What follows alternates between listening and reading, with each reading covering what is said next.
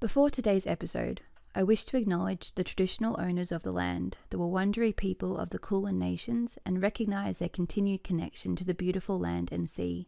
I'd also like to pay my respects to the elders past, present and emerging, and I extend this acknowledgement to the traditional owners of the land my listeners are on. Welcome to Ritual the Podcast, your cottage in the woods.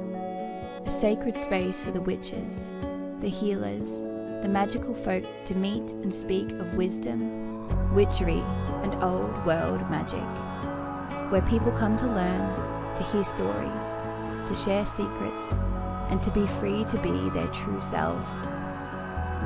Welcome to Ritual. Hello everyone, and welcome back to Ritual the Podcast. My name is Amy Harvey and I am with the amazing Patrick Harvey once more for the first time in 2023. 2023. Merry Christmas, Happy New Year, Happy Lunar Year, Happy Hope you Hanukkah. had a great Letha. Lunas is coming up. I hope that's good too. Do we miss anything else? Happy birthday. Yes. Happy birthday. Happy anniversary. All the happies. Condolences. For losing the grand finals of the That was great. All the stuff. We're here for the highs. We're here for the lows. We are back. Mm-hmm. New year. New us. New everything. Same old us. Kind of. Yeah.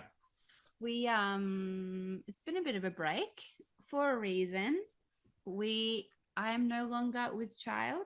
The child is in fact sleeping in his bed as we speak. The child is now external. So the child is external, and we had a baby.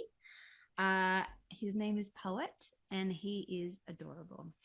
Very, very cute. And that is what we're actually going to be talking about today, because I had a lot of people want to know what happened. And you know what? It's not a story where you went, it was good. It just, I had a baby and he popped down. That was it. Otherwise, this would be a very boring episode.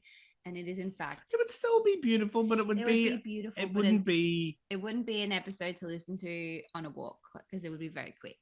True. This is a very long story. And it's probably going to be one of the most intense episodes I think we have done. Yeah. This is not going to be an episode of comedy, unfortunately, if that's what you're here for. This is a intense one, but I think it's a very important one for reasons which I'll probably get into after the story. But we will actually be traveling back in time to the start of 2021. The end of 2021. So we were in December. Yeah. So we were actually pregnant then with a different baby. And this would be, so very, very, very early on. Very excited, and we traveled through Christmas into the new year. And then you may remember when we'd gone away to Golden Beach, and I was like saying on Instagram I was going to do all these different like sea witch things and beach magic and all that. And then I very abruptly said that we had to leave. Something had happened, and then I kind of went quiet for a while. And I haven't discussed this at all publicly. I don't know why. I think I just wasn't ready for a while, and then I don't know, I just didn't. But and it's not a very it's not something that you or I'm a very private person when it comes to my life. Like even within friends and stuff, you don't tell people anything. I don't really just like throw out information about my life unless it's like a very close knit, but even then sometimes I keep my cards to my chest. You leave a lot of information out. So basically what happened is we were in Golden Beach and everything was going really well. And I had just had a phone call from the doctor saying that I had got my bloods and everything was great. And that was it. Yeah. Everything was good.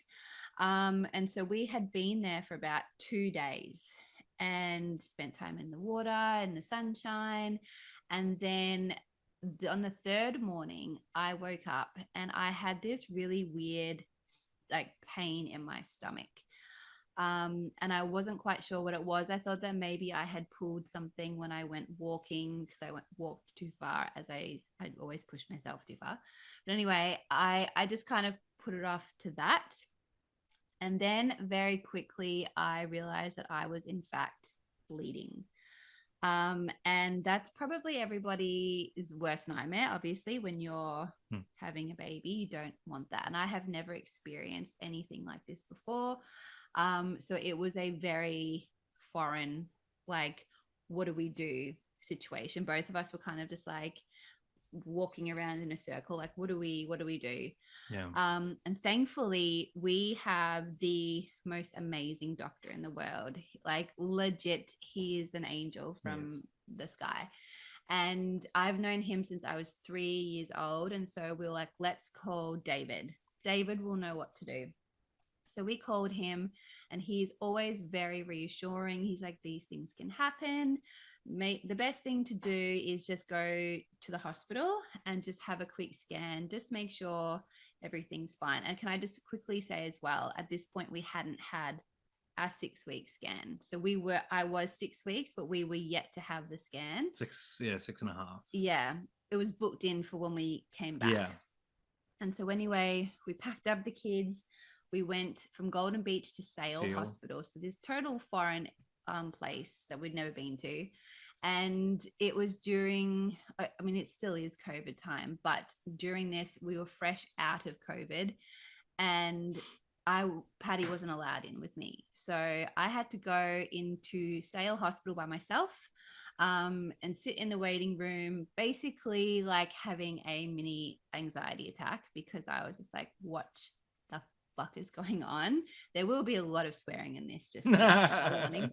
And so anyway, may I just say, the staff, and this is an important point because this will come back later, the staff at Sale Hospital were amazing. I had 2 male nurses who were the most like beautiful people, because they could tell I was extremely worried, and they were really lovely, so caring, like trying to like make jokes, but in a considerate way, not in a stupid way.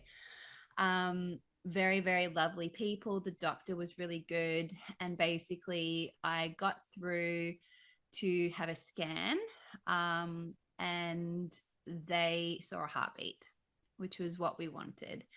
And so I messaged it to Patty, and I was like, there's a heartbeat, everything's fine. And the doctor said that, I forgot the words he called it, a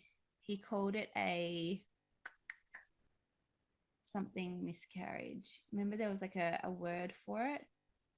Basically, it was like a false one. It was kind of like a false miscarriage, but it was like it could be, but it wasn't. So he just said everything should be fine. You just need to rest, and sometimes blood can get caught, and it's all good. And so sorry, just on you go. On my part of that was I had the kids with me. The kids were with Patty. We were actually meant to meet up with Hannah, the suburban witch, that day. Right. And so before she moved to Queensland. You can bring the kids here, and it was just like we were all over the place that day. So I had them at a park. Obviously, I'm texting Amy, getting updates, just quietly shitting myself, and trying to keep a happy face on for the kids, but a little bit distracted probably.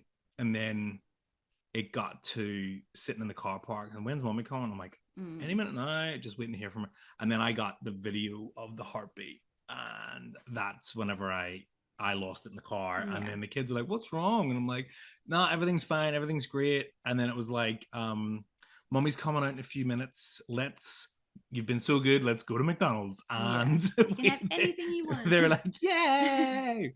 So it was like elation. It was just this like little celebration relief. because it was about 4 or 5 o'clock by this Yeah, point. and it'd It been was, going on since the morning. So it yeah, was a long day. And I didn't have the scan till about 4 o'clock. yeah, So it was a very long day. yeah. So anyway, I got told to go home and rest. It's all cool. So went home, and then through the night and into the next morning, I unfortunately kept bleeding. And so I called our doctor again, and I was like, this is the situation. Like, what do I do? And again, he was like, maybe it's worth going back to the hospital, just to check the pregnancy hormone levels to make sure they're not dropping and all that. And I just had that gut feeling that it wasn't going to be okay. I don't know, I just knew. And I was said to Patty, I'm like, I think we should just go home because the hospital is around the corner from our house. And I'm like, I think if anything was to go wrong, I would prefer just to be in our own home. Like, we're 3 hours away from home. If we need people, we've got people. Like, we're just completely alone here. Let's go. So we had to break the news to the kids that our holiday was now being cut extremely short, as in we're leaving right now. Yeah, it Poor was Patty like, had to run around like a headless chook and pack the car. well, because we were there for 7 days. nights, Yeah. and 7 or 8 days, and I'd unpacked like we're home, and when Amy and I were in the We had done a room, full shop, a full food shop. full shop, and we had the dogs with us in the boot, so it was chaotic. I was like, Amy's like, I feel like we should go, and I'm like, right, we'll be in the car in an hour. So when I told the kids, of course, 2 days into their week trip and their beach babies, they were so distraught. And then I was like, you can have McDonald's again. Yeah, and they you were can like, have anything. really? But they also could tell something was happening. Especially of course Poppy. They could. She's Poppy's very sensitive. Yeah. I'm not, I mean, she is, as in she's aware. She's an adult and she can pretty much see what's going on. So it was a quick pack up and a long drive. It seemed to go forever. And as we were driving, I started getting these like really bad stomach cramps, and they just got worse and worse and worse as we were driving.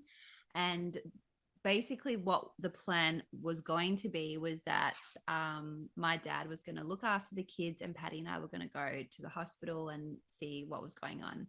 But Patty's like, I have to drop you. Like, if you're having these pains, you need to go to the hospital now. And thankfully, my dad was making his way to our house. So Patty dropped me in the waiting room, and then he went home with the kids where he switched with my dad. And so I was in the waiting room. And I'm pretty sure I was waiting for 5 hours? Yeah. Like something ridiculous. And this is where the story really takes a downward turn. Not that it was happy before, but so I think you'd been there I'd 2 been there hours whenever I got there. Point. And the lady who I spoke to, we won't say she was a nice person. She wasn't the most welcoming when I went in. And may I just point out, in no way am I against like medical staff. I think nurses especially are amazing creatures. Especially emergency department. Like, I have so much respect for nurses, and they get so much shit from people, especially like during COVID times. I understand, like, everyone was understaffed, under the pump, extremely tired, and I am so aware of that and like grateful for nurses. However, I think there's also a way to treat humans. This lady obviously missed that part when she went to nursing school. And so anyway, she wasn't the most friendly person when I checked in, and I had told her what I thought was maybe happening, and that we had been to the hospital and this was happening, and da.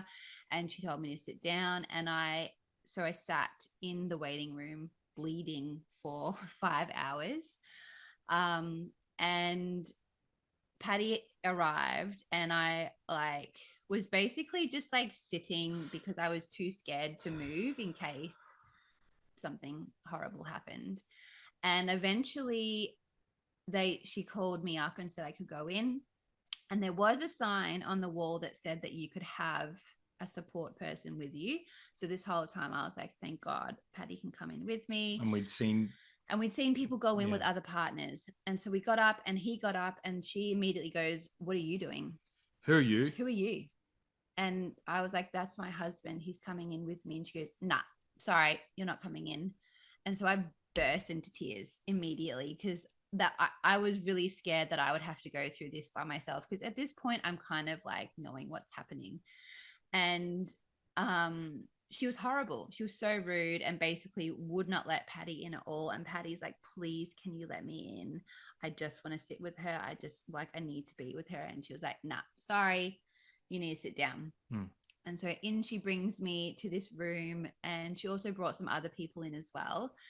And I can hear them being treated. And again, I'm sitting here by myself forever, just waiting. And this person had like a little cut on their leg, and like someone else had something that was very, I remember that. like, There was a guy with like a mild. cut on his leg. It wasn't an huge. emergency. And I'm sitting there bleeding, going like, you know what's happening to me. I need to know what's going on. And so anyway, this nurse comes in and she starts like joking around with me about what needle she's going to stab in my arm, and that she doesn't know how the blood pressure machine works and do I know how it works and all this stuff. And I'm just sitting there going like, this is not the audience for your comedy. For some reason, I'm not finding you very funny, and I think you need to be a little bit more compassionate. Like, you know, I've spoken to you, you know what is happening to me. I need you to be understanding. And she just wasn't at all. And then again, no doctor for such a long time. And so and it's not like we understand how emergency departments work. It's not. I've been in emergency departments a million times. Like, I get it. It was more that, and I get that there's not meant to be preferential treatment. But in the 3 hours or whatever it was that I was with you, you know, you were seeing people go in, like you say, with like a blood nose and not to be too graphic, like, but I was literally bleeding. Like, my pants were covered in blood, and no one even like offered any assistance. And I get you're busy and stuff, but there's like little things like that where you go, this situation is just absolutely taking. It'd be great if we had an answer at least, and we knew what it was. Because when I was in the hospital in Sale, I was seeing straight away, everything was like go, go, go, go. And I get it's like rural and this is a bit more inward, but whatever. So anyway, then this is the real time she shines. She is obviously handing over to her nurse. Take her over. They're doing like handover. Yeah. And she stands in the doorway of my room and she goes, this is Amy, 6 weeks pregnant, probably a miss, blah, blah, blah, blah, blah. And then like winks at me. And now this is the very first time I've actually heard that I'm having a miscarriage. And that's how it was said to me, through somebody else in this like casual, whatever way. This is Amy, 6 weeks, probably a miss. And I just sat there. It's like someone had punched me. Like, I didn't know what to say. And usually I could be quite snappy. If someone was that rude, I would usually bite back. But that really got me. And she left. And I burst into tears and I called Patty and I told him what was going on. And so Patty's in the waiting room, like we're separate. So he's in the waiting room. He goes up to the reception person. He's like, you need to let me in. Right. Well, you can tell this part. This is you. Oh, well, I just begged. I was begging. I'm like, please let me in with my wife. And she said, I can't let you in. And I said, I know, but I've seen other people go in. Yeah, but they need assistance. I mean, my wife needs assistance. I said, apparently a nurse has just told some other nurse in front of her she's having a miscarriage. We didn't know that for certain. I need to go and see her. We can't let you in. I said, you can do a rat test. I don't like, just I need to be able to see her. I can't let you in. And I'm like, is there anything I can do? No. Is there anyone superior I can speak to? No. And I'm like, I'm there's always that idea, I think, in an instance like that where someone goes, oh, I just burst the fucking doors down and get in there. But you don't want to be the guy or girl Who gets arrested. who gets dragged out of a hospital, and then I don't even get to see Amy. And then Amy comes out, and as much as the idea of, oh wow, he tried to see me, how heroic, It's the not idea, the realistic. realistic side of it would be, really, you made it that, and you couldn't even compose yourself. Like, I'm the one dealing with this physically. I needed you here, and meanwhile you're out talking to the police. So there's definitely a time and a place. Like, if someone's getting mugged, I couldn't sort of bring myself to, I didn't want to get upset loud or anything. And I tried, I begged and pleaded, I batted my eyelids.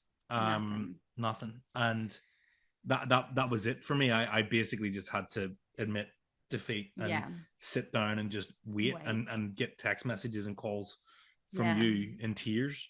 And so it was at this point that a doctor finally came in to see me, and he had the blood results, and he said, he was like, it's like he was reading me the lunch menu. So he just walked in and he goes, yep, so got your blood results. The pregnancy hormone is now at this number. So that obviously means a miscarriage. So come back tomorrow, get a scan, make sure it's all gone. And you're free to go. And that was how I found out that I had lost a baby. And I, again, like, what do you say? What do you say to that? I had no fight in me at all.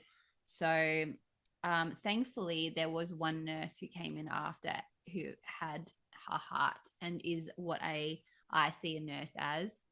And she gave me a big hug and she was like, I'm really sorry. Can I get you anything? Like, really lovely. Thank God.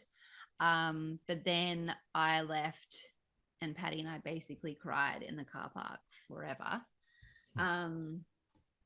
And then it was horrible. Like, the next day I had to go and get a scan, and I'm sitting in between two fully pregnant women, knowing that they're going to see their healthy baby and I'm going to see nothing, which is essentially what happened. Like, everything had passed and the baby had gone. So it was a really full-on time, and one that I never want to and would never wish on anybody, because it's not something that I like.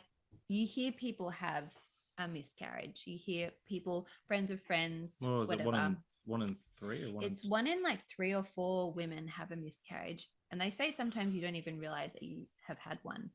But it's something that because I had 2 healthy pregnancies before, I never even really thought about it.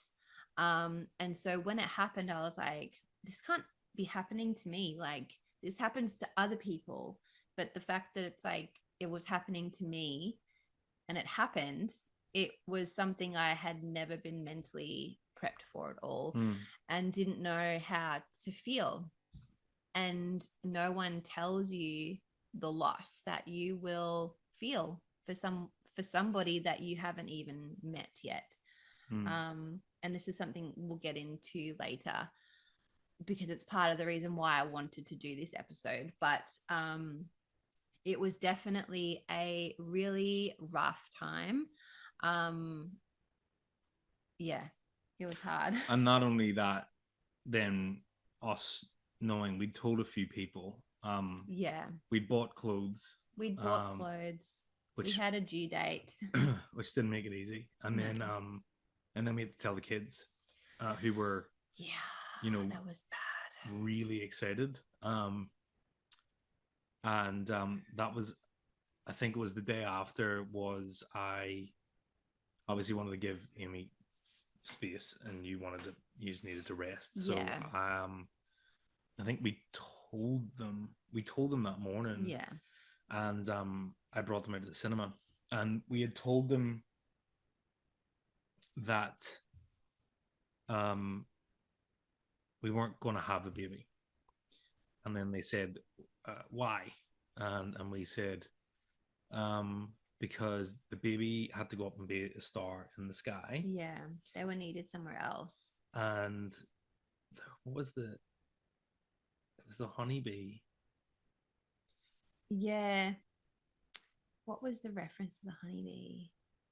Oh, because I had done cards. I had done Oh, so that's when it right. was all going on and we were in Golden Beach, I pulled cards because I was like, what the fuck is going on? Like Yeah. what is This is a big happening? part of the Can conversation. somebody Yeah. please give me guidance as to what is going on? And so I got these cards. One of them was a honeybee, and the other one was a card Soul journey. about a soul journey.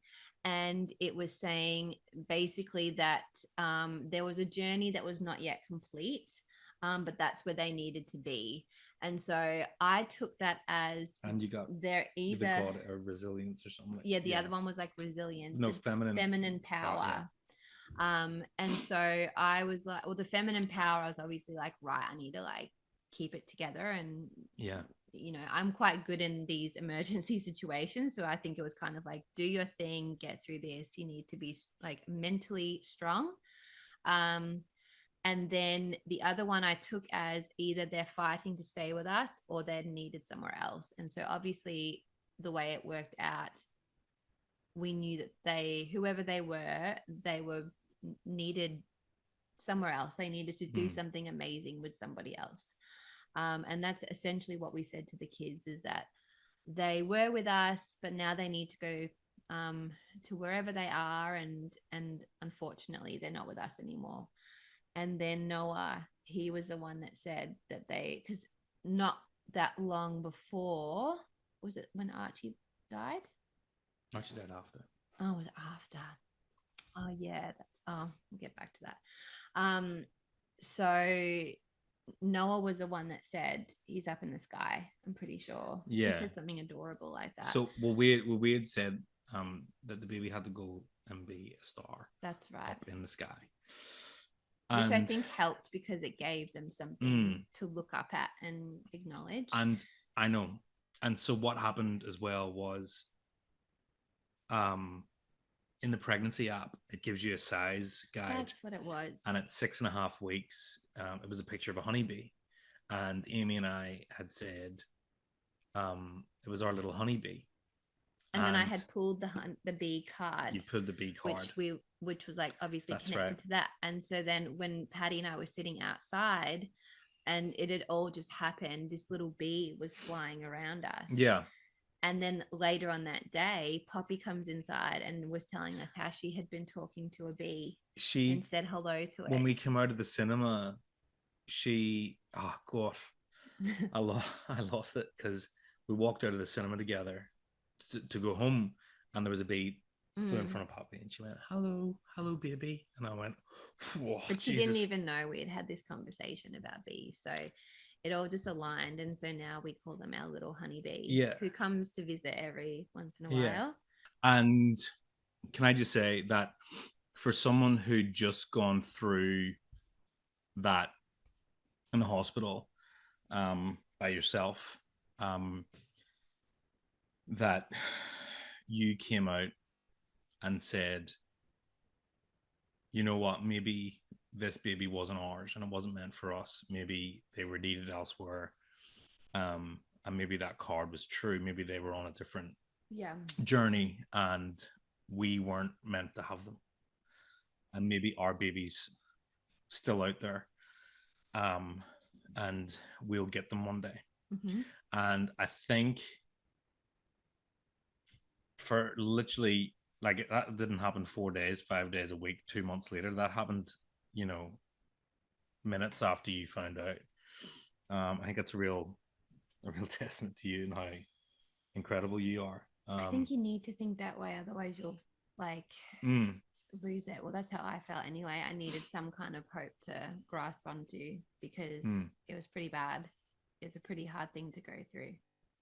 I couldn't imagine what you were feeling, and even just seeing through your eyes and hearing. It was like something out of a movie. Like it, just the way it all unfolded. Oh, also after that, I got a text message from the hospital going, "Congratulations on your baby. Come in and have your it was your scan, whatever scan." And Patty, like, I was in the middle of the supermarket and I got that, and I felt like someone slapped me in the face.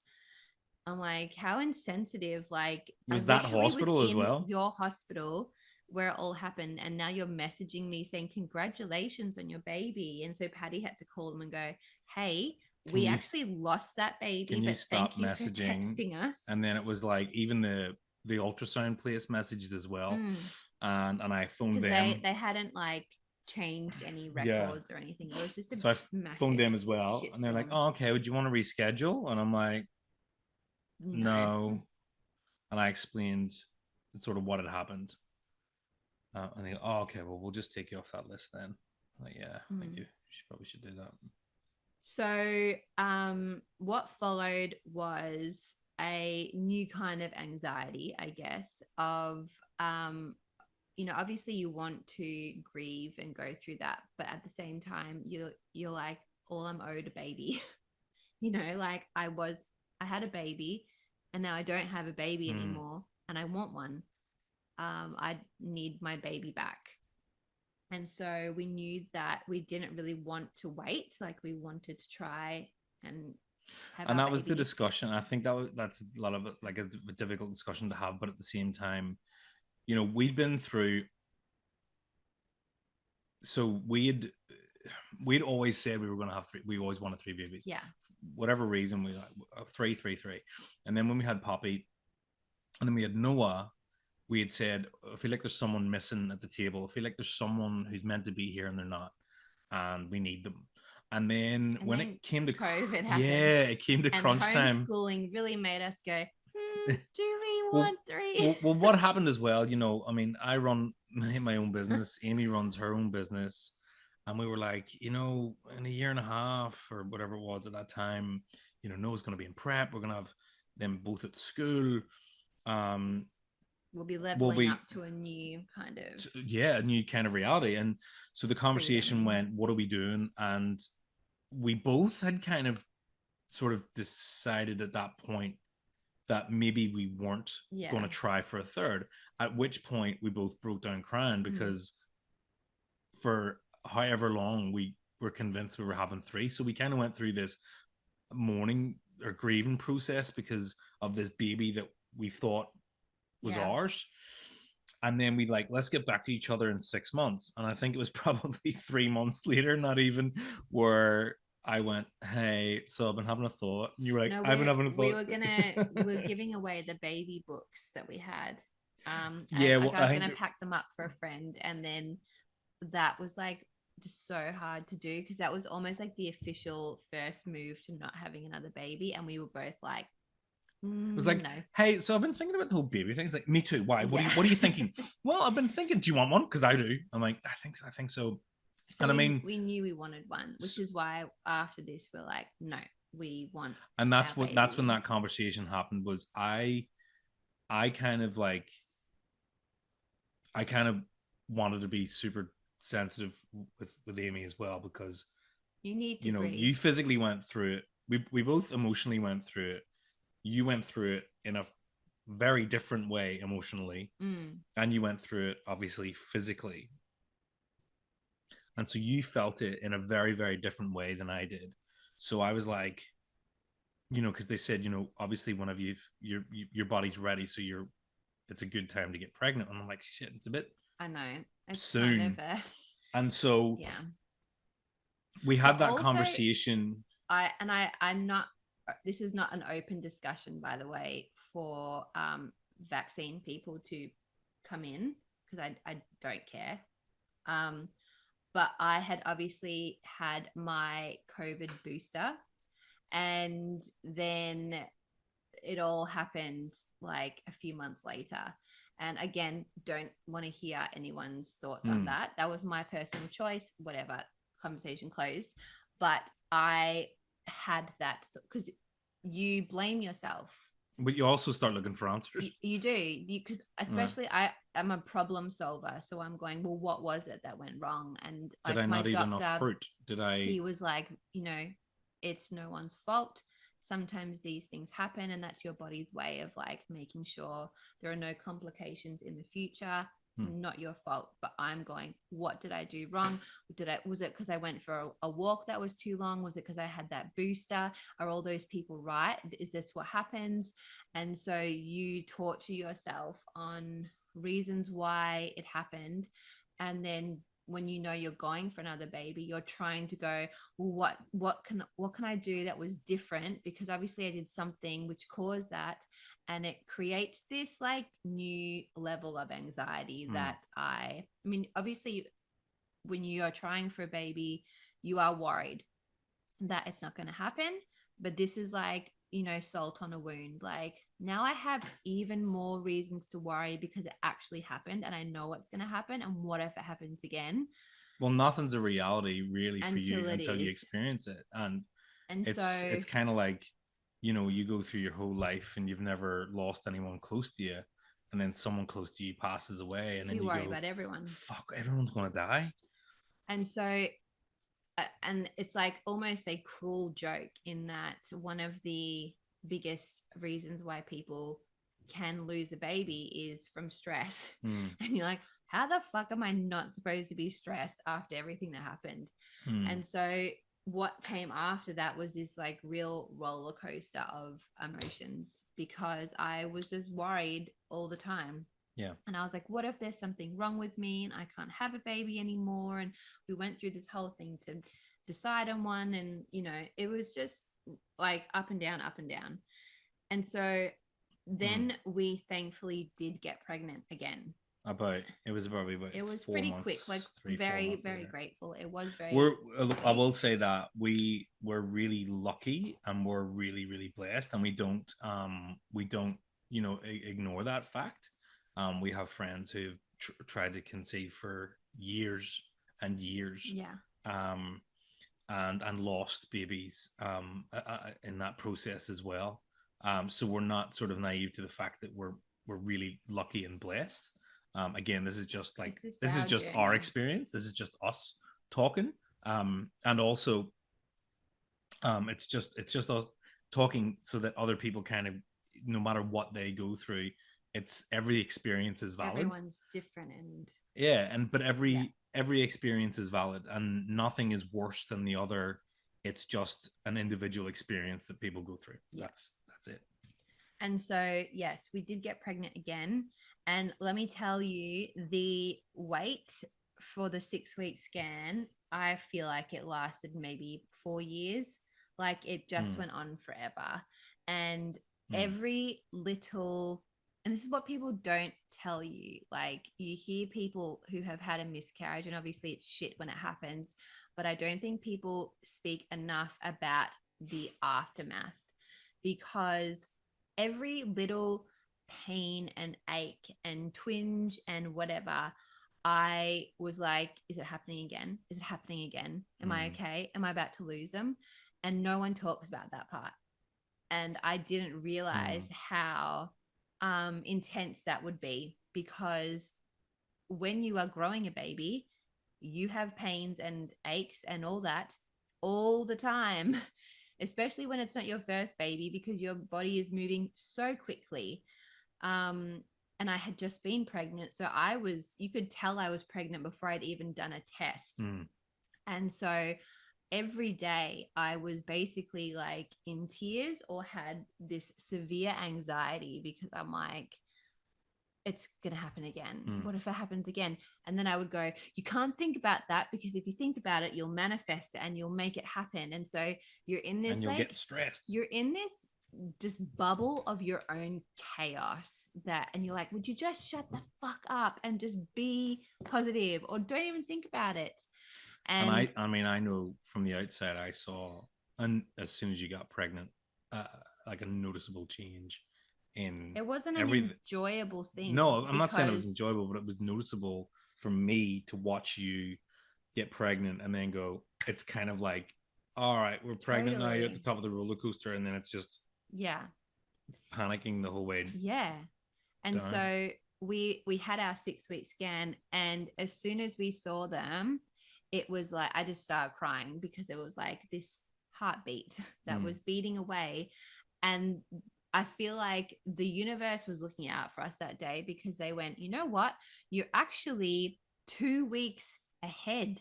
So instead of us being 6 weeks, oh no, we're 3 weeks. So instead of being 6 weeks, you're Yeah. actually 9. And so it was like even more of a relief because, like, oh my God, I've got 3 more weeks than what we had before. Like, we're even further down. And it was a really nice, really big relief to see that. But the relief didn't end. Like, it No. wasn't enough for me, at No, least. because I It was thought, just one tick of many ticks to come. well, I thought everything was going to change. I thought Amy would just go, great, we're past that hurdle. No. If anything, it becomes more intense Yeah. because you love them The stakes more are and more higher and every higher and day. higher.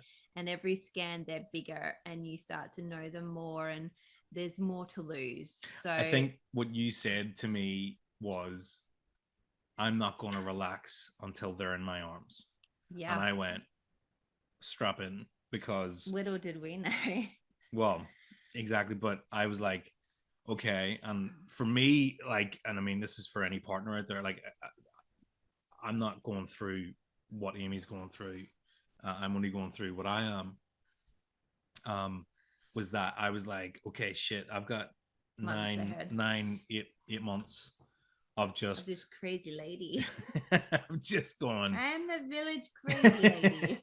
just trying to manage emotions and, you know, the times where, you know, it's like what the doctor said to me. He goes, you know, you're thinking about this because we're talking about it. You weren't thinking about your left big toe until I just mentioned it there now. So you were pregnant, you got pregnant, so everything you're going to feel times 10 anyway. Totally. So whenever you'd said that, I was like, okay, it's going to be a long time.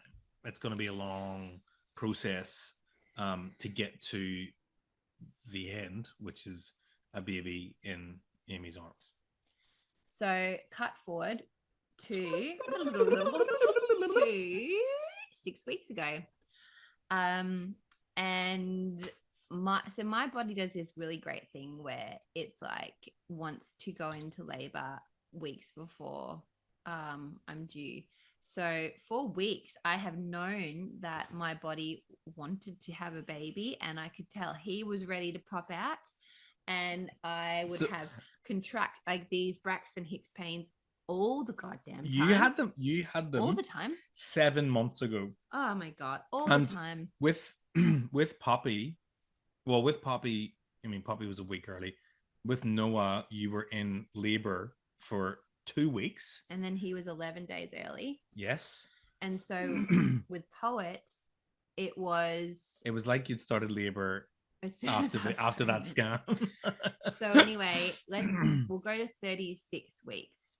And my lovely husband gifted me COVID. Before that, do you want to talk about the flip?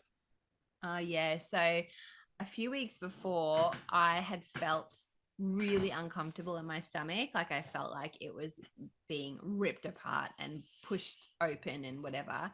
And then I could feel him flip from head down to head up. So he would be in the breech position, which is not ideal and not what you want. And so I was in my panic mode going, what the hell am I supposed to do? And text my midwife, who was in Bali at the time, which was perfect timing. So she didn't get back to me. And so I went into problem solving mode, Googled everything and spoke to a nurse friend. And I did things like ice his head to force him to flip. I had music playing down near my torch. I had torches on there to go towards the light. I did everything. I looked ridiculous. I was down there going, hello. And then I thought he had flipped because, again, I could feel that like big movement. So I was like, oh, I think it's okay. Then Patty gets COVID. We Well, had. hold on. The interim Are midwife. you just wanting to avoid me talking about the fact No, no, that no, you no, gave no, me no. But the COVID? interim midwife. This all comes. Oh, Okay. sorry. So the interim midwife checked Amy and went, So oh, I was. externally, and went, oh yeah, that feels like a head. So then Patty got COVID, Then I got COVID. which we have avoided for 3 years. I know. So And I'm it was kind of pissed off about that. bizarre. It was runny nose, and then I was like, Boom. I was positive. COVID. And then I got COVID, which I had heard horror stories about pregnant people having COVID, that they're going to end up in the hospital and they can't breathe. And so I'm freaking out again, going, I'm going to die. And so I actually had one day where I did want to die. I felt like I had been set on fire and beaten. And then the next day I had kind of like burnt it out of me, and it passed And through me really quick. Like we had complete different symptoms. Patty was very coldy. I was like fevery, really achy. But then you got a very faint result day 3 or 2, and then a negative the after next day. The next day. So from day 2 or 3, say 3, you were negative. Yeah. As was I. But because we were concerned, Patty had called my midwife, who was now back, and said, Amy's got COVID. Like, what do we need to do anything? And she was like, oh, let's just hope the baby doesn't arrive now. But you'll need to move hospitals, because the hospital I was going to go to wouldn't take me, and I had to go to another one because they've got their special COVID rooms. So to put it into context, the hospital that we were going to go to is a 6-minute drive away. The new hospital was 35 minutes away. Not ideal. We'd never been there before. And it was and these rooms with like a double entry and like an airlock. And then staff were required to have full PPE.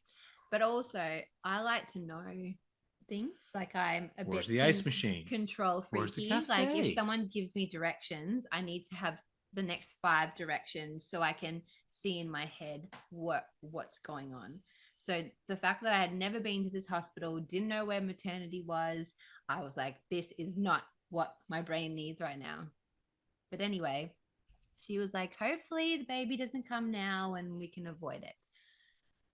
So then my waters broke. That was, it was kind of like I called on the Wednesday or Thursday. The Sunday, we'd been at Noah's kinder graduation, and I felt horrible. I was so uncomfortable. I cried and had this full breakdown, and Patty was like, just sit down. Everything's fine. Like, just sit down and rest. So I sat down and went, whoa, my water broke. And Patty's like, are you sure? I know. Are you sure? No, it didn't. I felt like I had wet my pants. There was water pouring down my legs. So I was like, yes, my water's definitely broken. Either that or we need to get you adult nappies. Bit of both. And so we called the midwife, and yes, I would have to go to this other hospital. But then she also informed me that I would be considered preterm, because I was 36.6 weeks pregnant. But if I was 37, I was full term. So at this point, it was like 9 o'clock at night. And I'm like, but in 3 hours, I will be full term. And she's like, I know, but you'll be preterm, and they'll have to hook you up to antibiotics and all this stuff. And I'm like, but it's in 3 hours, like 3 hours. They have procedures and protocols, and they will stick to them. Yeah. So we were like, we're on our way to the hospital. We'll see you soon. Wink, wink. So we very casually just got our stuff together. Like the roadworks was at 40 on the freeway, and I'm just like, I'm cruising down. Yeah. And then when it went back up to the speed limit, I was like, okay, I'll just cruise back up to the speed limit. Time. Unfortunately, we did get there a bit early. We did. But at this point, my contractions weren't that bad, so it was all okay. They were starting to get a bit more full on when we got there. And so we went into our special COVID room. Immediately. We were both negative at this point and had been for a while. We had. So it was. Am I allowed to jump in on these? Like yeah. every now and again? Yeah. You're not going to like. Oh, I'm gonna yell at you after. Um, so when we got into the room, because we had discussed salt lamp and Essential oil diffuser. diffuser, and so we got in, and it was like this just room, It was and very midwife was in hospitally. PPE, and I'm like, okay, salt lamp, diffuser. Oh yeah, we'll sort that out for you. So there was And I'm nothing. like, wait, I got the oils out. That was my one demand, which Yeah. she said they would provide anyway, so it wasn't really a demand. And so anyway, we're in this room, and I like the room to be super chilled, like nice and dark, have my salt lamp, all that stuff. And eventually we did get it, which was nice. Didn't get a salt lamp. Did we not? Oh, I didn't even No, notice that. no, but we managed the lighting like Of the cabinet. yeah, we had it That kept turning really, off. really dim. Yeah. Really nice music. And so Libra playlist. Actually, is your playlist public? yeah. Oh, if you look up Spotify, Yeah, Amy you can see Harvey, it's a good playlist. you can actually look at his Libra playlist, and it's really, really nice. Yeah, if you like cruisy, folky, like Agnes Obel, Ziggy, Ben Howard, Alan Isakov. Gregory Alan Isakov, that those vibes. Yeah, really nice. And so labor, go into it. Contractions are getting more full on, not having lots of fun, but it's all good. And again, going through pregnancy, you are worried that you're going to have a repeat. But one of the joys, and I say that very loosely, of pregnancy is that people tell you their horror stories. And the amount of people who told me about stillborns was unnecessary. But then obviously it pops up everywhere as well. It's everywhere.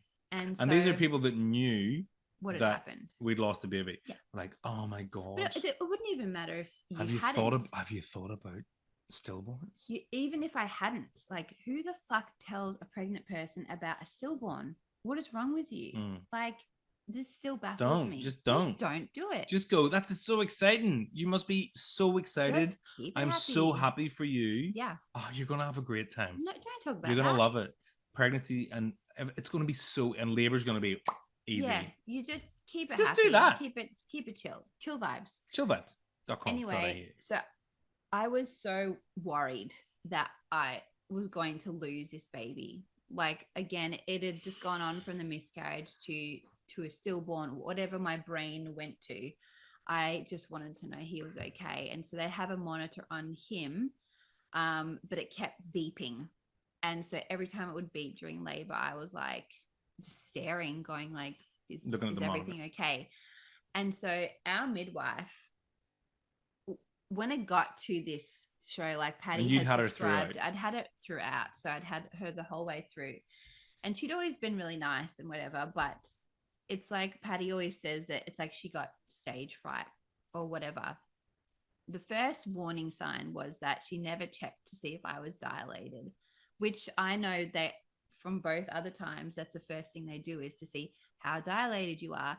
And she never checked. She had done an external examination and went, yep, that's a head. Yeah. So she thought the head was down, but that's it. Externally.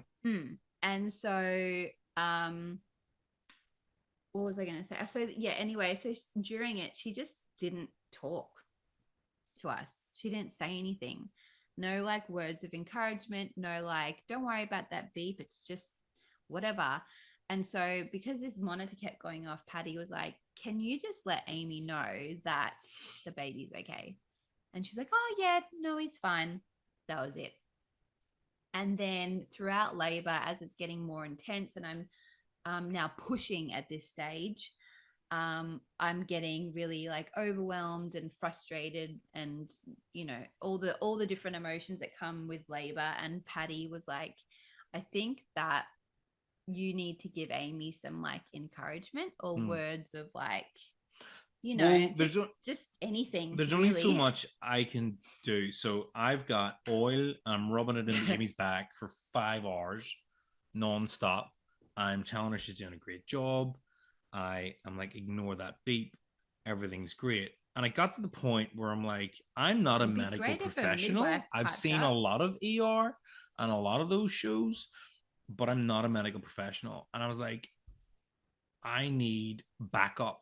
And I was like, that's why I was looking at the midwife going, I think Amy just needs a wee bit of reassurance That's the word. Yeah. that everything's okay, because Amy's probably going, oh, Paddy's being so lovely telling me everything's okay, but he knows fuck all What's the midwife got to say? about what a heart monitor is doing on our baby. And so it even to the point where as I'm pushing, and I said to her, I'm like, do you think I'm 10 centimeters like dilated? Do you think I'm ready to push? And she said, if you feel like you're dilated, then you would be.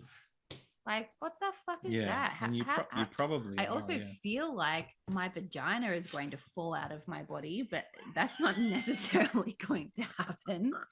So, you know, maybe you could check, but she didn't Graphic check. content there. Sorry. And so she, at this point, as I'm pushing, she called in another midwife because she said that there needs to be 2 of them present when the birth is going to happen. So which is soon. In my mind, I'm like, hell yeah, this baby's coming out really soon. This is great.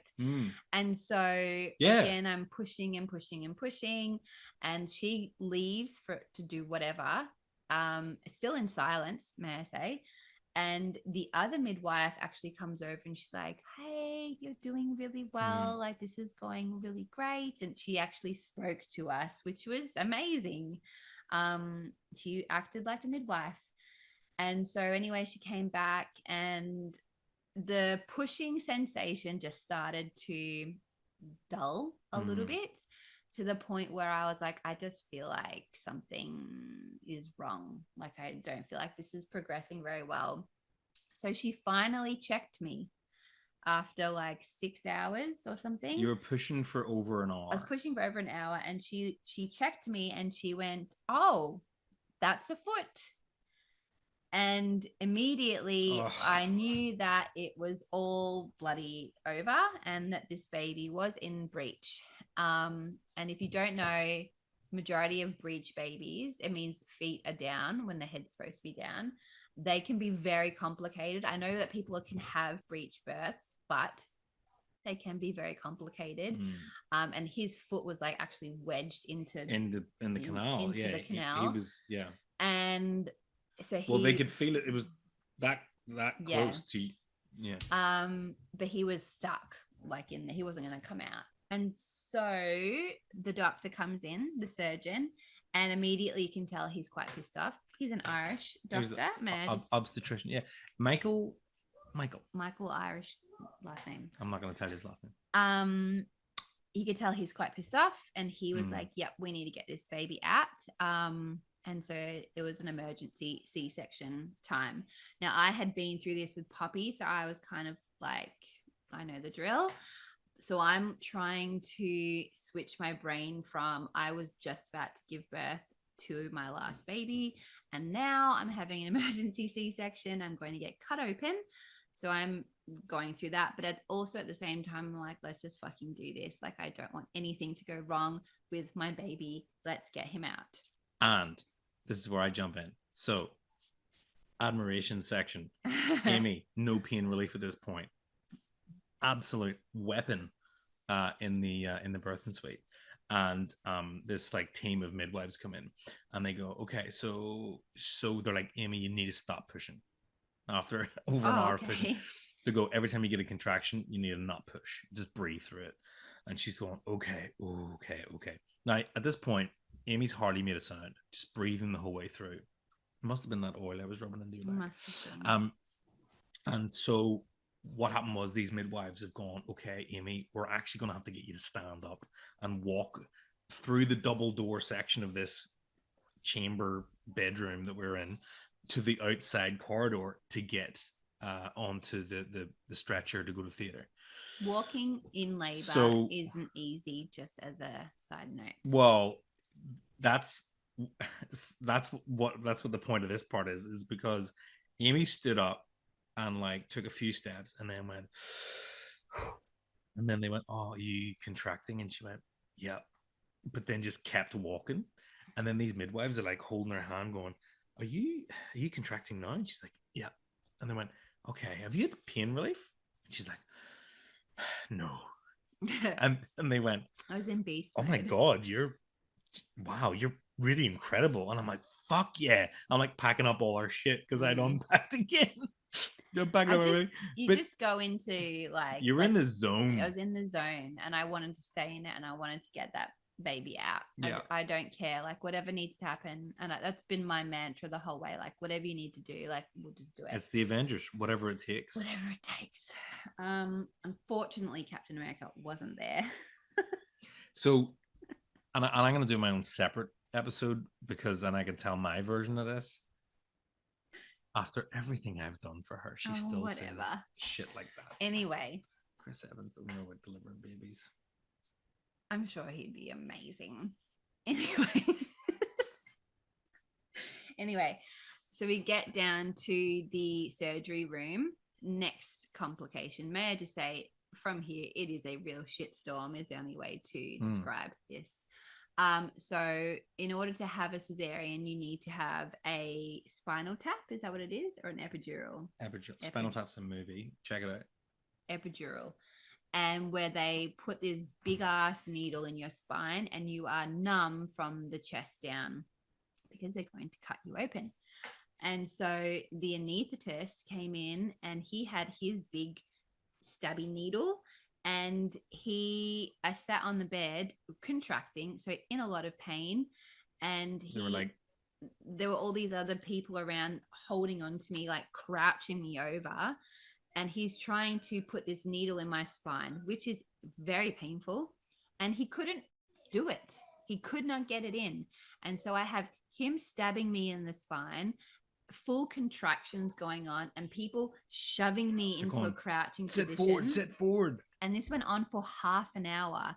And they changed me from lying down on my side to sitting up, crouching me over, needle after needle after needle. And I was like, I just wanted to die because it was so like mentally overwhelming. And I could feel myself getting like panicky because I'm in so much pain. I'm trying not to push, trying to crouch, I'm trying to help all these other people. I'm worried about my baby.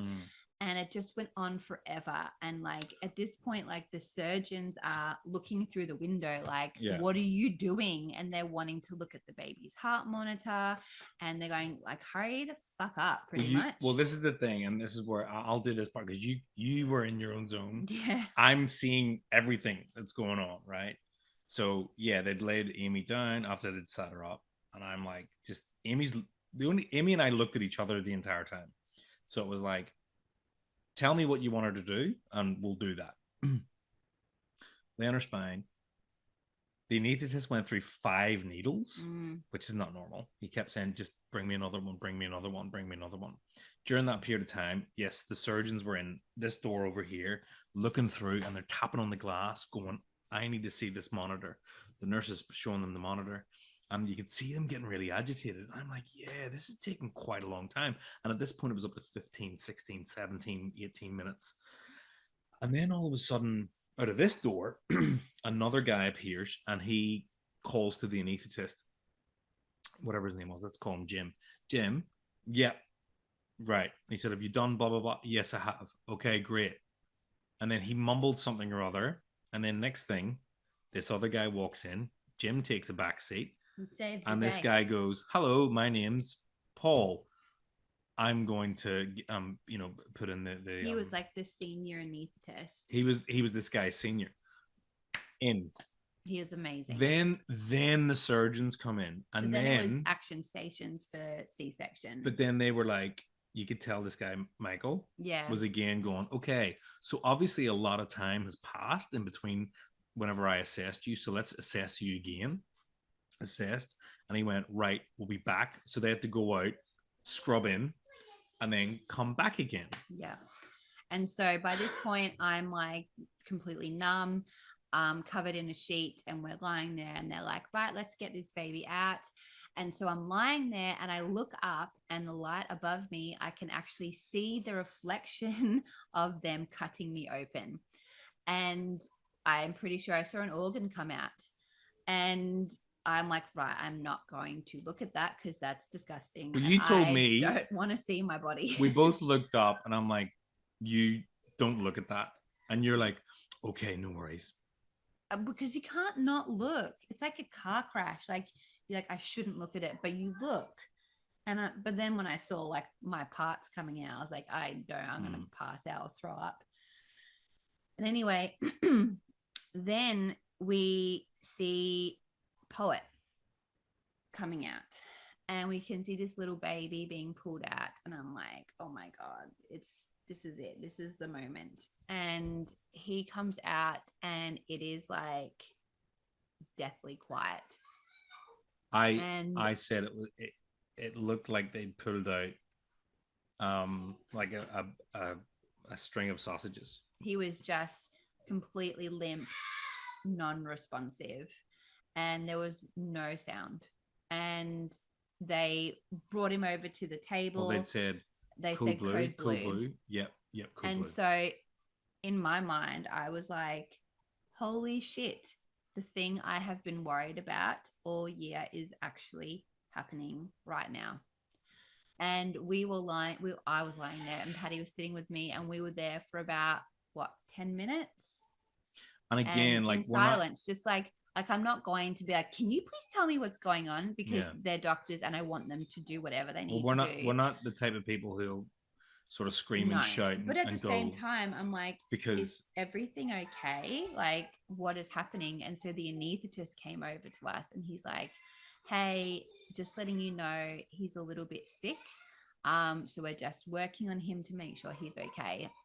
And so I obviously can't go anywhere, and I'm just lying there going, oh my God. And so then they eventually said to Patty, come over, you can see him. And they said, you do this bit because you were there. yeah. So they were like, Dad, do you want to come over? And I'm like, yep. And I walked over to this trolley, which was hooked up to like a gas line and everything. And Poet's lying there, and they had an oxygen mask on him. And the doctor, he was amazing, and he said, look, so he's having a little bit of trouble breathing, so we're doing a bit of breathing for him. We obviously want him to do it on his own. And I was like, yep. And I could see when he put the mask on, the chest cavity sort of fill and then drop. um and there was this little hole at the top of the oxygen mask where he'd put his finger on top, and Poet's chest would fill up and then release. And then I heard this little and that was the first time I'd heard any noise come out of him. And he goes, "Okay, that's good. That's better." And I'm like, what's happening?" And he said, sometimes babies get a little bit stunned whenever they're born." And he goes, "It usually lasts maybe 2 minutes." And he goes, "But now we're up to over 11 minutes now." And yeah, so we're just gonna help him. And I'm like, is he like, I was as confused as Amy Mm. was, and all I wanted to do was reassure us that everything was okay. So I'm like, has he gone without oxygen? And he said, no, not with us. And I said, what about inside? And they said, well, they're testing the placenta right now, which is pretty incredible. And he said, no, no, he was never without oxygen. I said, great. And he was floppy. And so I started tickling his feet and lifting his arms. And again, it was just like sausages. It was just really, really limp. And I'm looking at Amy because Amy's lying there. I can't There's see people him at stitching her all. up. She's eyeballing me, and I'm looking at her going, he's okay, he's okay, he's okay. And then you heard like a gurgle through his lungs, and I was like, oh, okay. And they're like, okay, that's better, that's better. And I'm like, what the fuck is, what is like going on? Is he alive? Like, I didn't, I think that was the thing. I didn't know if he was alive or not. But I was just reassuring Amy that everything was okay. And so he started to move his chest a bit more, and they went, okay, so that's good. So we're going to go up to a ward now. And I'm like, okay. And then you're going to come with us. And I went, Amy needs to see him. And they said, yeah, okay, okay, okay. So they unhooked from the mains gas and everything, and all these alarms started going off. And he goes, oh, what's going on here? And I can see oxygen levels dropping on the monitors. And I'm going, what the fuck? He plugs it back in, they go back up, and I'm going, oh my God, this is not this is not good. And so he sorted it out and said, all right, we're going to go upstairs. I'm like, wheel him over to see Amy. So Amy's, say, down here. The trolley's up here. And they wheel him over. And I pulled the blankets away. But I couldn't see anything. I could just see blankets. And then they were all gone. And then we left. And then, so we would then, I was in that room for hours in recovery. But so at this point, the surgeon came over to me, Michael. And he was so good, but he was really annoyed. And he's like, I just want to let you know that I'm really pissed off that you had to push for an hour. And I feel like this all could have been avoided. So I'm going to insist that there's an investigation about this because I'm really annoyed that you had to go through that. And I think it was completely unnecessary. And I think that was like the point where because I'd been in such a labor zone that I something went wrong here. It's like that moment you go, oh yeah, that was really shit. This should never have happened. And there was a lot of time when it could have been prevented. And that was like my first time of going, something bad happened here. And then he left, and the anaesthetist was with me for a while, and he was really good. And then he left, and then literally I was just lying there throwing up quite a lot. By myself for hours, and I didn't know where Paddy was. I didn't know if Poet was alive. I didn't know what he looked like, what was happening. No one said anything to me. And then eventually they're like, right, we're going to bring you up to the maternity ward.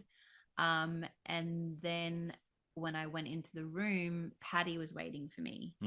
But he was alone. There was no baby with him. No. And so while Amy was in recovery, I was in neonatal, and he was Poet was in like an enclosed crib, and the staff there were phenomenal, and they were sort of a Bonnie. This nurse was telling me that's his oxygen, that's his breathing, that's his heart rate.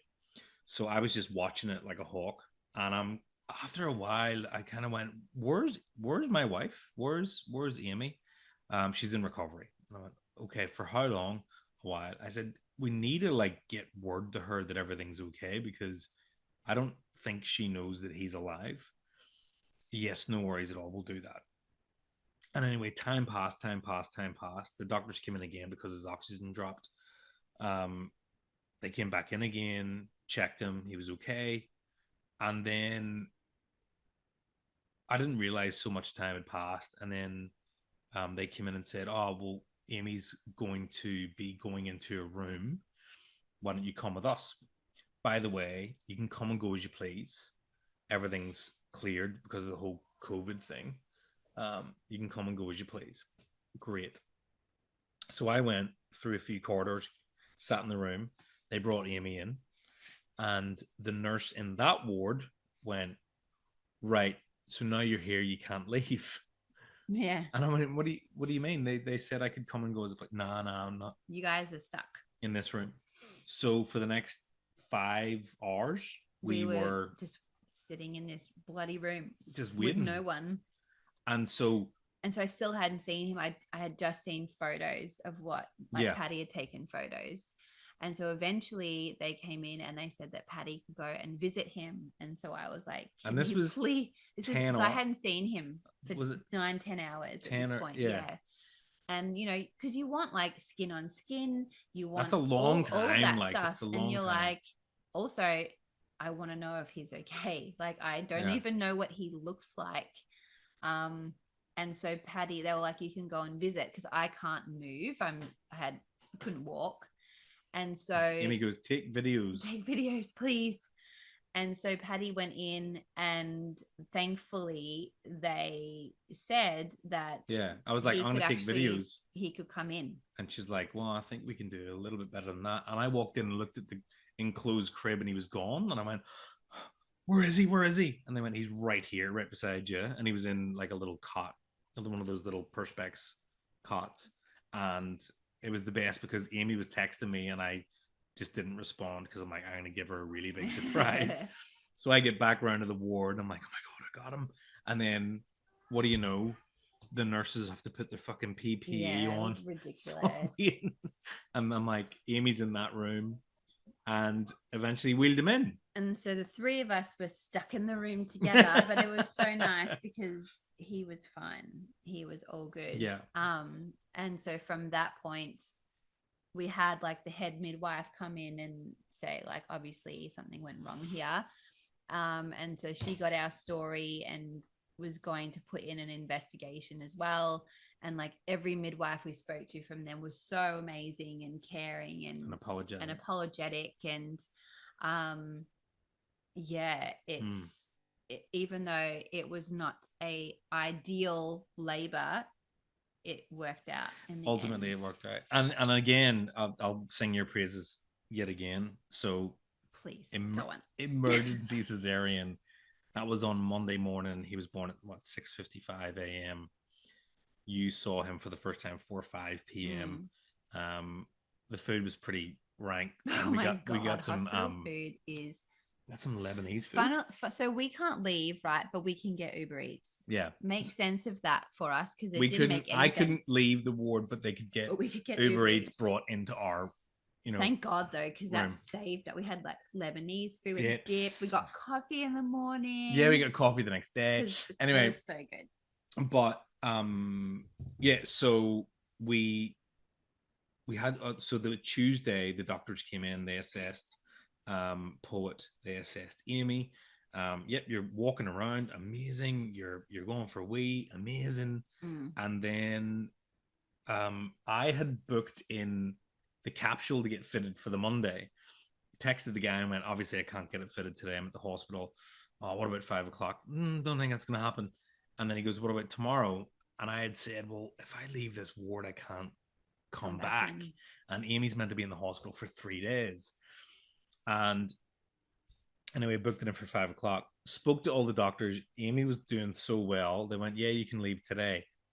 I think they felt bad. The day after? They're like, if you're up to it. And I'm like, yes. Yeah, but it's stuck because you're a weapon. I'm going to try. And so what was it? So it was whatever it was, 30 hours after a cesarean. Yeah.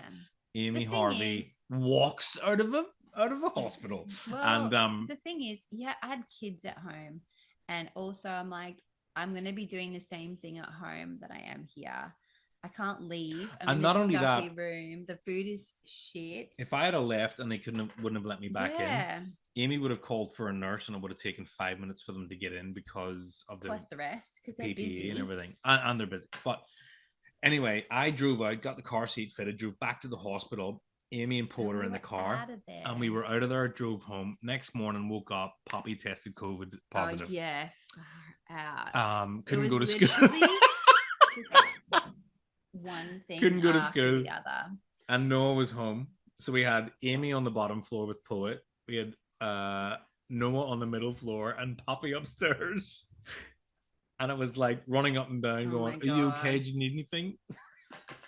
It was mental, but yes, it all worked out in the end. It just wasn't what we thought would happen. But it's a good story.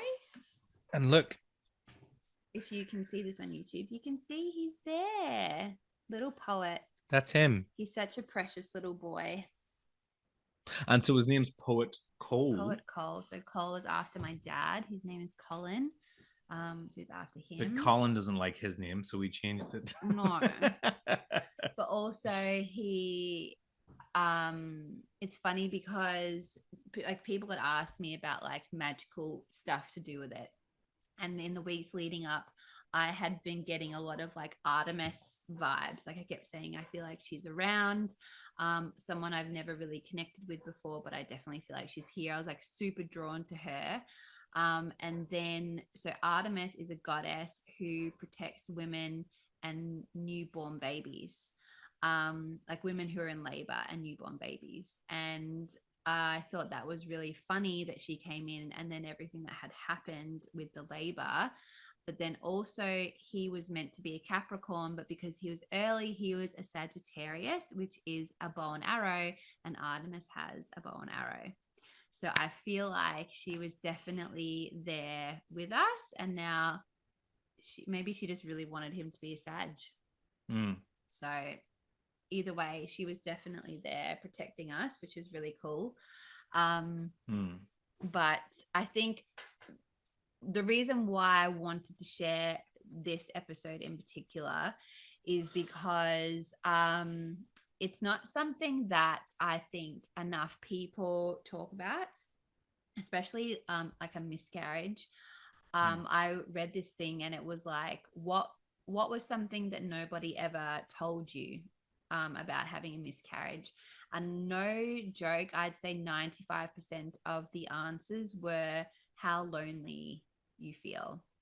And that really hit me because I totally understand that, because even though I had support from Patty and my family were really good and I have beautiful friends, nobody understands what you're going through like you, or maybe someone else who's also gone through it. Nah, but even then, you're the Even then, only it's one exactly, that you feels are physically connected to that what it baby. feels like. And I felt extremely lonely because I was stuck in this bubble of grief, and you are feeling so many different conflicting things like, should I be feeling like this? Should I, like, weeks have passed. Do I need to just get over it? Like, Well, how I remember long you should, putting your pressure, yeah, putting like that I should pressure on feel yourself. better by now and I don't, like, why am I still getting upset about this, or why am I feeling anxious about this? And Well, I remember you thinking, "Am I stupid for feeling this yeah, way?" and you're not, and the reason why I wanted to do this is for the people who have gone through, and maybe it's to come, or you're fearful of it, or you have some kind of grief like that on your own, is that you aren't alone, and it is shit, and you are well within your rights to feel whatever it is that you're Yeah, feeling, because at the end of the day, that person, no matter how little they were, they mean something to you. Like, that baby still they're a part of feels you. some, it still means something to me. I still will acknowledge when their birth date was. Like, every time I see a bee, I think of them. Yeah, And they mean something. And just because they were 6 weeks doesn't make them any less of a human, or any less it's meaningful then than yeah, any other person, any other baby that's born. totally. I mean, I had someone very close to me. I'd say very close to me. Um, and the exact quote I heard from them was, "Well, she was only 6.5 weeks pregnant." And I walked out of the conversation because I couldn't contain my it was a mixture of disappointment, rage, upset. Basically saying, like, get over it, It you wasn't know, it wasn't like, valid. whatever. And then I also had people very very close to me, um after talking to them about it, saying, "Oh geez, you think I was bad? Like, my god, we lost one at 15 weeks and we could see its face." And I'm like, Like it was a it's competition. not a competition. I mean, I will say this: one of my very close friends, um, sat whenever I'd told him, maybe a month later, and he listened and listened and listened. And he said, "I can't imagine what you're going through." And he said, and Amy as well, especially, for her to go through that, it's horrible. He said, I can't imagine what you guys are feeling. I only know what I felt. And I was like, "Oh, what? Can you, like, remind me what?" And he went, "Oh, we had 3 miscarriages and a stillborn." And I was like, "Fuck, this guy has listened to me talk for 20 odd minutes, like decompressing and talking about you and me, and didn't say a word until I asked him." Whereas there was people, like, within the first few minutes, who went, Very "Mate, that's insensitive. horrible. That's horrible to hear. We lost one at, you know, 20 weeks and it was shit." It's funny, like, and I get it. People try to relate to you, and they But there try are to ways relate to to your relate and there are problems. ways to compete, you know? I just felt like there were also people who went, "Oh, lucky you lost it early and not later." And I'm like, No. "Man, we bought clothes for this baby. We, Mm. like, They had a name, you know? yeah, like." And And that I, basket of clothes sat there. yeah, I couldn't even look at it. I had to hide it. it broke my heart. And this is the thing, is what I was saying before, is that people don't see all the little things that come with loss. Like, to them, they go, yeah, we're 6 weeks, miscarriages, everyone, it's Yeah. very common, and da da da da da. But they don't see me sitting in between two fully pregnant women while I'm waiting to see if I've lost a child. They don't see the basket of clothes that people have gone to buy for this person that they Out of just love. excitement. They don't see the moment when they're sitting there going, today was meant to be the day that they were born. People don't see that stuff, and they just go, well, you should be over it by now. Like, they weren't even here. Like, it's, you can move on to the next baby and all these things. And this is not just with Well, babies. you can always try again. You can That always, was another exactly. one. You can always try again. This is with any kind of loss, but for me, I can only speak of that. But it's like, people don't see those little moments, and they're the moments that make you feel so lonely, because you're like, nobody understands how I'm feeling and how shit it feels except for me. Yeah. And it's not fair, and it's bullshit. And so that's why I wanted to do this, is because I know there are a lot of you, unfortunately, who have been through, whether it's a miscarriage or fertility problems or stillborns, or like multiple rounds of lost IVF, children who were already, like, they were well and truly older, like, or partners or whatever. Every story is valid. Every story matters. Every child matters. Every single grief is important, and everyone goes through those moments of feeling totally alone. And this is just my way of saying, like, you are well within your rights to feel how you are feeling, and fuck anyone that tells you otherwise. And I am so passionate about that, because I have been made to be a villain, because I was grieving, and I was grieving in my own way, and I was setting boundaries, and people didn't like it. And I was made to be a baddie. And this was days after losing a child, days after. And I was made to feel bad for feeling grief. Yeah.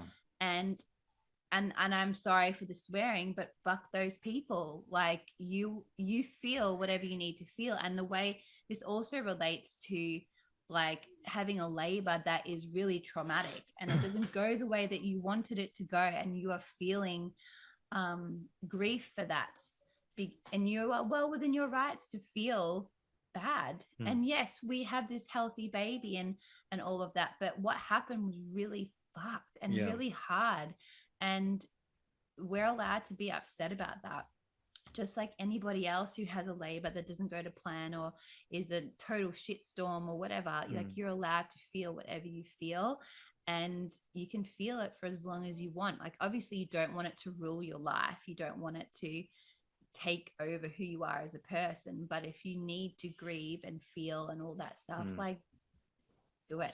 It's important to acknowledge, and it's important to feel what you feel, and you're completely well within your rights to feel anything that you feel, because you may be affected by something that somebody else isn't. So every emotion that you feel about this is completely valid, and I feel like everyone's very quick to put their story onto you and how they responded, which is, I think, completely wrong. And like you said, you were made to feel like a villain, and a little bit more context of that was that you were made to feel like a villain because somebody showed up unannounced. They were told not to come into the house because it was like the day after or 2 days after. Yeah. And they stopped talking to us because I said I don't want to see anyone right now, because I was literally still going through the miscarriage. Yeah, they arrived unannounced. But then also they were annoyed because I didn't text them to say thank you for the flowers you gave me. Like, people don't like it when you set boundaries and don't live how they want you to live, and whatever. Yeah. I don't care. And maybe me 5 years ago probably would have cared, but now. But what did you expect? I think we were going to let them in and think make cups after of tea, going and through something like that, it really just was like, you we need shut to do down. you. We went into a bubble, the same way as you do whenever you have a baby. We went into a bubble, and we just said everything's about us right now. Everything's about Yeah. Amy, And that's and 100% making allowed. Amy feel better, and you recovering, and that was it. And the And people, there was no offense or anything. There was no no, like it wasn't aggression. It was like just more like, a, hey, listen, it's probably not the best time. You should have told us. no. We live in the hills. Nobody lives near us. It's not like we have. But also we hadn't heard from them at all. And Yeah, they had known what was going on, and we literally didn't hear anything for when 3 we days. should have. 3 days it was. But anyway, it's just the people who respect the boundaries without question are the people you want, and the people who are offended by them are the people you don't need, is the lesson from it. And so yes, that's why I wanted to do that. Obviously, I know it's a bit of a low energy episode, considering it's, ultimately we have this beautiful baby and everything's great, but I think the message of all of that is important, because there are a lot of you out there going through stuff like that, and maybe people in the future who will come across this episode, and maybe it will help, and maybe it will make them feel not alone, and that people understand, and that their feelings are validated and totally reasonable. And so I hope that if you are going through that this helps in some way. And if you have, I hope that you feel not alone. Yeah. And if you have comments or questions, we can always do a follow-up episode. So if you want to ask questions about whether it be from Amy or from us, as well as or you know, even just send me a private message if you want to. just do that, and we can address that, because I think also, I think this kind of topic raises questions about what happened whenever that happened, or what did that mean, or how did you feel whenever that happened. So if there's any sort of follow-up questions, shoot them through.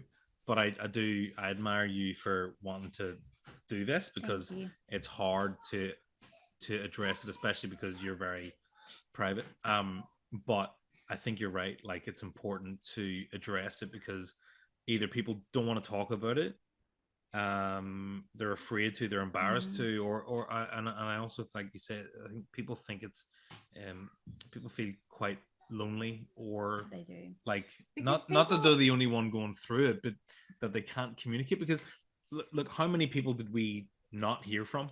Well, I was just going to say, a lot of people won't talk to you about it because they think that it's bringing up stuff that you're trying to get over, but really it's because it makes them feel uncomfortable. It's what it comes down to. And it's not their fault. People feel uncomfortable talking about stuff like miscarriage because it's not a nice topic, and you don't need to talk about it. But asking that person a week, a month, 2 months, 6 months, if they're re-pregnant again, asking people, are you okay, is important. And I think that people don't do it enough, because in no point throughout my entire pregnancy did anyone ask if I was okay, besides Patty. Nobody asked me, like, and I don't know if it was just, I know everyone's got their own lives and whatever, but I had mentioned that I was stressed. I had mentioned that I was anxious, and no one asked because it's uncomfortable. And I think if you do know somebody that is going through that, just asking a simple, are you okay, will mean the world to that person. And they may say, I'm fine. But it also gives them a safe space to say, you know what, I'm actually not. And that's all people need, is just to be heard and to be acknowledged, and for someone to go, I totally get it. Like, you're allowed to be okay or not. It's up to you. Anyway, we should probably go, because you could probably hear our children are trying to kill each other. There may be a few edit points in this episode if you're watching, and that's just because we're juggling Poet sleeping, school holidays, my crazy hair, and Poppy and Noah trying to kill each other. But anyway, I hope that you enjoyed this in whatever way that is. I know it's a deeper episode. Well, yeah. But hopefully you took something away from it. ultimately, we have a beautiful little baby here, and we're very grateful and happy and all of that. We are. That's him. He's so cute. But thank you so much for listening. And yes, if you did have questions, let us know, or you can send me a message. Even if you want to talk about your experience and you just need someone to listen, I'm more than happy to do that. And Amy, as always, it was lovely to meet you. And it was great to meet you. And there are our kids. This is the soundtrack of the summer holidays, and I'm really excited that they are nearly next week. School is back. Next week. And I'm not one of those parents. No, we're not, but I kind of am at the minute. Yeah. Love you all. Anyway, Mwah. Bye. Have a great Bye. night, day, evening, whatever. Love you. Bye. Love you. Bye.